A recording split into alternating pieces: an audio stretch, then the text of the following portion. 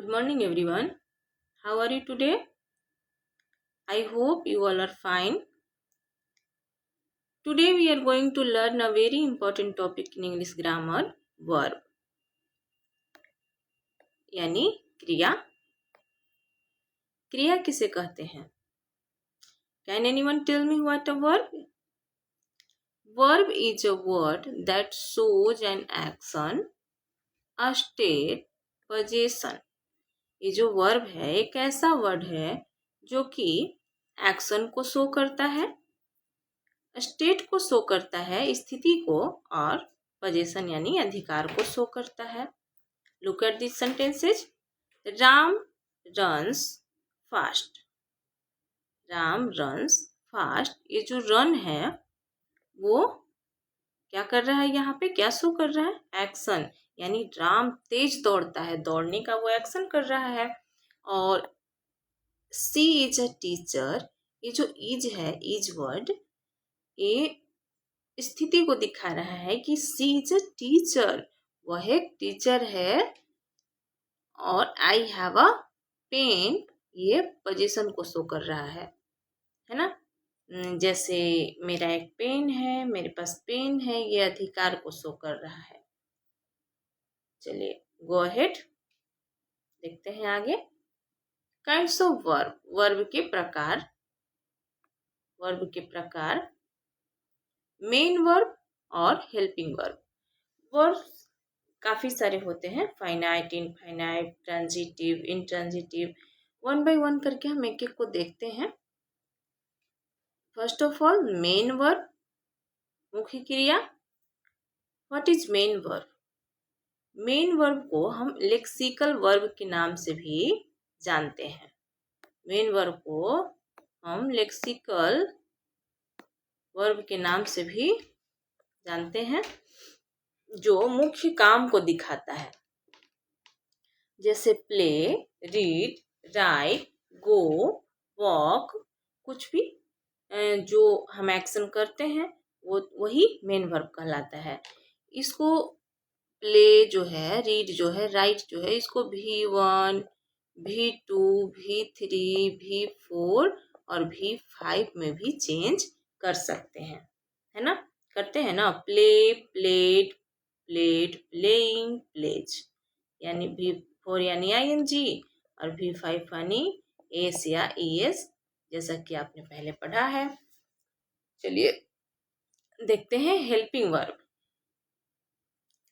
Helping verb क्या है? जो मेन वर्ब के टेंस, मोड या वॉइस को बताने में मदद करता है. जो मेन वर्ब के टेंस, मोड या वॉइस को बताता है. जैसे is, am, are, was, were, has, have, do, did. जैसे they are playing cricket. They are playing cricket. Are जो है वो हेल्पिंग वर्ब है और प्लेइंग जो है वो मेन वर्ब है. क्यों? क्योंकि देखिए प्ले को हम V4 भी बना रहे हैं, बनाए ना V4 प्ले को. और ये जो है आर, वो क्या कर रहा है?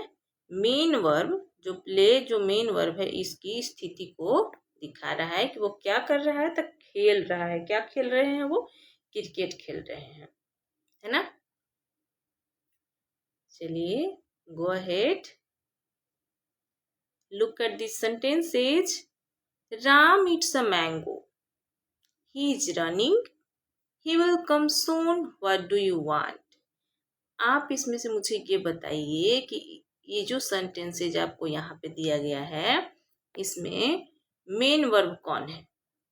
मेन वर्ब इट्स है. इसमें मेन वर्ब कौन है? रन है, जिसका हम V1, V2, V3 भी बना सकते हैं. देखिए ये V5 में है, ये V4 में है, बना रहे हैं. He will come soon. What do you want? इसमें क्या है? मेन वर्ब वांट, है ना. इसमें देखते हैं हेल्पिंग वर्ब. हेल्पिंग वर्ब कौन सा है? गोइंग को कौन रिप्रेजेंट कर रहा है? स्थिति दिखा रहा है, गोइंग की स्थिति. मैं जा रहा हूं. हैज, इसमें हैज है. और इसमें क्या है? डू है. और इसमें माइट है ना। ये जो है ये हेल्पिंग वर्ब है, हेल्पिंग वर्ब, और ये जो है मेन वर्ब है ना। देखिए ऑक्सिलरी वर्ब जो है ये तो हेल्पिंग वर्ब और मेन वर्ब में आपने डिफरेंस देखा। जो ऑक्सिलरी वर्ब हैं वो दो प्रकार के होते हैं, प्राइमरी और मॉडल। प्राइमरी में टू बी वर्ब होता है, टू हैव, टू डू, ये सब जो है वो वर्ब ही हैं। To be verb, to be verb, to have verb, to do verb, है ना। टू बी में कौन कौन आता है, be, am is are, was were, been, being, ये सब किस में आते हैं, टू बी वर्ब में। और टू हैव में हैव, हैज, हैड, हैविंग, ये सब टू हैव वर्ब कहलाता है। और to do verb do, does, did, है ना। ये सभी हम लोग पहले से ही जानते हैं, बट ये नहीं जानते कि टू बी वर्ब कौन है, टू हैव कौन है, टू डू कौन है। तो आज से हम ये भी जानेंगे, है ना। और देखिए मॉडल वर्ब में ये भी पढ़े हुए हैं, लेकिन इसको क्या कहते हैं, मॉडल ऑक्सिलरी वर्ब।